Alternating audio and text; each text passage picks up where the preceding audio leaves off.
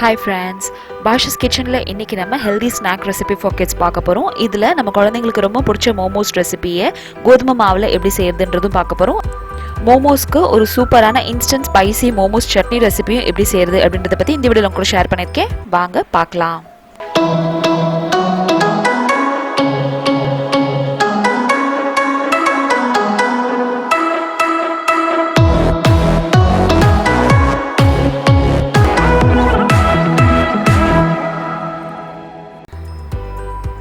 வீட் மோமோஸ் செய்யறதுக்கு இங்கே நான் ஒரு பேசன்ல 1 கப் அளவுக்கு கோதுமை மாவு எடுத்திருக்கேன். தேவையான அளவு கொஞ்சம் உப்பு, அப்புறம் 2 டேபிள் ஸ்பூன் அளவுக்கு எண்ணெய் விட்டுட்டு எல்லாத்தையும் நல்லா இந்த மாதிரி பிசைஞ்சு வச்சுக்கோங்க.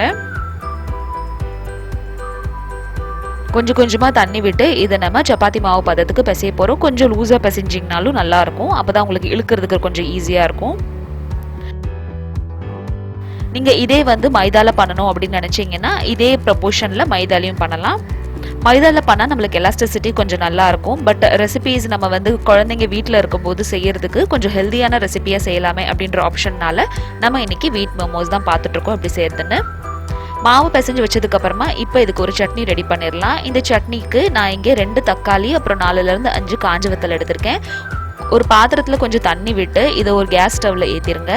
இது நல்லா கொதிச்சு வந்துடணும். நம்மளுக்கு தக்காளியெல்லாம் நல்லா கொதிச்சு அதோட ஸ்கின் நல்லா இந்த மாதிரி வெளியே வந்துடணும். இந்த ஸ்டேஜில் நம்ம ஃப்ளேமை ஆஃப் பண்ணிட்டு தக்காளி அப்புறம் இந்த வத்தலை தனியாக இந்த மாதிரி எடுத்து ஆற வச்சிருங்க.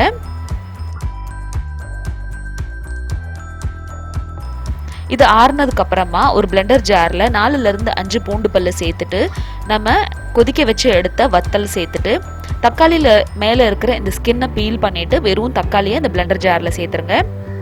தேவையான அளவு உப்பு அப்புறம் தண்ணி விட்டு இதை நல்லா நம்ம அரைச்சி எடுத்துக்க போறோம். அவ்வளவுதான், நம்மளோட ஸ்பைசியான மோமோஸ் சட்னி இங்கே ரெடி ஆயிருச்சு. அடுத்ததான் இப்போ மோமோஸ்க்கு தேவையான ஃபில்லிங் ரெடி பண்ணிடலாம். மோமோஸ்க்கு நம்ம நிறைய வகையான ஃபில்லிங்ஸ் ரெடி பண்ணலாம். இது ரொம்ப ரொம்ப பேசிக்கான ஒரு ஃபில்லிங் நான் இன்னைக்கு ப்ரிப்பேர் பண்ண போறது. ஒரு பேன்ல கொஞ்சமா எண்ணெய் விட்டு வெங்காயம் போட்டு நல்லா இந்த மாதிரி தாளிச்சுக்கோங்க. வெங்காயம் வதங்கினதுக்கு அப்புறமா என்கிட்ட இருக்கிற காய்கறி எல்லாம் சேர்த்துக்கிறேன். காய்கறியில் இங்கே நான் முட்டைக்கோஸ், கேப்சிகம் அப்புறம் கேரட் சேர்த்துருக்கேன். உங்ககிட்ட பன்னீர் இருந்துச்சுன்னா அதை கிரேட் பண்ணி சேர்த்துக்கோங்க. மோமோஸ்க்கு ரொம்ப நல்ல டேஸ்ட் கொடுக்கும். என்கிட்ட இன்னைக்கு பன்னீர் இல்லை, அதனால நான் வெறும் வெஜிடபிள்ஸ் மட்டும் சேர்த்துருக்கேன். எல்லாத்தையும் நல்லா பொடி பொடியாக இந்த மாதிரி நறுக்கிக்கோங்க, இல்லை கிரேட் பண்ணிக்கோங்க. உங்கள் குழந்தைங்களுக்கு எந்த மாதிரியான சாஸஸ் பிடிக்குமோ அது எல்லாமே நீங்கள் இதில் சேர்த்துக்கலாம். நான் இன்றைக்கி இதில் கொஞ்சம் ரெட் சில்லி சாஸ் அப்புறம் டொமேட்டோ சாஸ் சேர்த்துருக்கேன். ஒரு 1/2 டீஸ்பூன் அளவுக்கு மிளகு அப்புறம் உப்பு சேர்த்துட்டு ஒரு 2 நிமிஷம் இதை ஃபுல் ஃப்ளேமில் வதக்குனீங்கன்னா போதும். காய்கறி எல்லாம் நம்ம வேக வைக்கணும்னு அவசியம் இல்லை, ஜஸ்ட் கொஞ்சமாக இதை வதக்கி விட்டால் போதும். இப்போ இந்த ஸ்டஃபிங்கை நம்ம ஆற வச்சிடலாம்.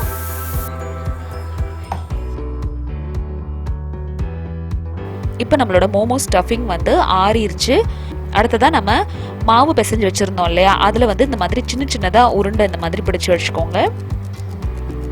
மைதால செய்யும்போது உங்களுக்கு இந்த மோமோஸ்க்கு நீங்கள் எப்போ இதை ஸ்ப்ரெட் பண்ணுறீங்களோ அப்போ நல்லா தின்னாகவும் நல்லா நம்மளுக்கு எலாஸ்டிசிட்டியும் இதில் இருக்கும்.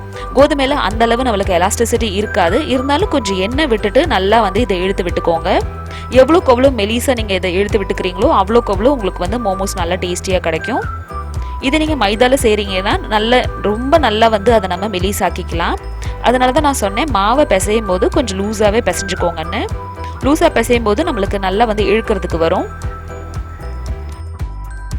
இந்த அளவு இழுத்து விட்டதுக்கு அப்புறமா நான் ஒரு டவரா வச்சு இதை இந்த மாதிரி ரவுண்ட் ஷேப்பில் கட் பண்ணிக்கிறேன். அப்போ தான் நம்மளுக்கு எக்ஸ்ட்ரா மாவு நம்மளுக்கு வராது. இப்போ இதில் நம்ம எடுத்து வச்சிருக்கிற ஃபில்லிங்கை ஸ்டஃப் பண்ணிடலாம்.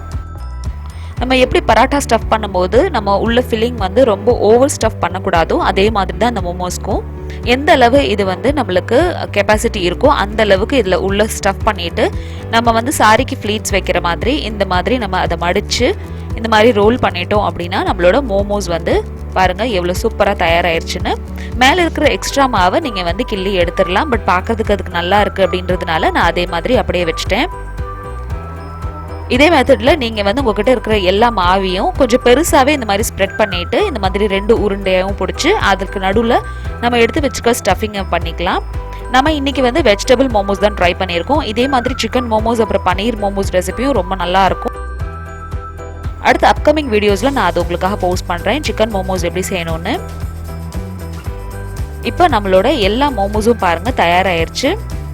மோமோஸ் நம்மளுக்கு ரெடி ஆயிடுச்சு. இப்போ இதை நம்ம ஸ்டீம் பண்ணி எடுத்துக்கலாம். ஸ்டீம் பண்ணி எடுக்கிறதுக்கு நம்ம வீட்டில் யூஸ் பண்ணுற இட்லி பாத்திரம் எடுத்துக்கோங்க. அடியில் வந்து தண்ணி விட்டுக்கோங்க. ஒரு இட்லி பாத்திரத்தில் மட்டும் நான் எண்ணெய் ஊற்றி இந்த மாதிரி கொஞ்சம் கிரீஸ் பண்ணியிருக்கேன். அடுத்ததாக நம்ம செஞ்சு வச்சுருக்கிற மோமோஸை உள்ளே வச்சுட்டு இதை ஒரு 7லேருந்து 8 நிமிஷத்துக்கு மீடியம் ஃப்ளேமில் வேக வச்சு எடுத்துக்கோங்க. கரெக்டாக ஒரு 7லேருந்து 8 நிமிஷத்துக்கு அப்புறம் பாருங்கள், நம்மளோட மோமோஸ் சூப்பராக இங்கே வெந்து தயாராகிருச்சு. இப்போ இதை நம்ம டிஷ் அவுட் பண்ணிடலாம். இந்த ரெசிபி நீங்களும் ட்ரை பண்ணி பார்த்துட்டு உங்களுக்கு எப்படி வந்துச்சு அப்படின்றது இந்த கமெண்ட் செக்ஷனில் சொல்லுங்கள். இந்த வீடியோ உங்களுக்கு யூஸ்ஃபுல்லாக இருக்குது அப்படின்னு நம்பினீங்கன்னா இந்த வீடியோக்கு லைக் கொடுங்க. இந்த சேனல் ஃபர்ஸ்ட் டைம் பார்க்குறீங்கன்னா கண்டிப்பாக சப்ஸ்கிரைப் பண்ணுங்கள். இந்த லாக்டவுனில் நம்ம குழந்தைங்களுக்கு டிஃப்ரெண்டான ஸ்நாக் ரெசிபி நீங்களும் ட்ரை பண்ணி பாருங்கள். அண்ட் நம்ம செஞ்சு கொடுக்குற ஸ்நாக் ரெசிபி எல்லாமே ஹெல்த்தியாகவும் இருக்கணும் அப்படின்றதையும் கவனத்தில் வச்சுக்கோங்க. இதே மாதிரி 7 நாள் 7 ஸ்நாக் ரெசிபிஸ் உங்களுக்கு வேணும் அப்படின்னா கீழே டிஸ்கிரிப்ஷன் பாக்ஸில் லிங்க் பாருங்கள். ஹெல்த்தியான ஸ்நாக் ஆப்ஷனில் வேறு என்ன ரெசிபி நீங்கள் நம்ம சேனலில் பார்க்க விரும்புகிறீங்க அப்படின்றத இந்த கமெண்ட் செக்ஷனில் கண்டிப்பாக சொல்லுங்கள். இப்போ நம்மளோட கோதுமை மாவில் செஞ்ச மோமோஸ் ப்ளஸ் ஸ்பைசியான மோமோஸ் சட்னி தயாராகிருச்சு. இன்னொரு இன்ட்ரெஸ்டிங்கான வீடியோவில் அடுத்தவங்களை வந்து சந்திக்கிறேன். தேங்க்யூ ஸோ மச் ஃபார் வாட்சிங். பாய்.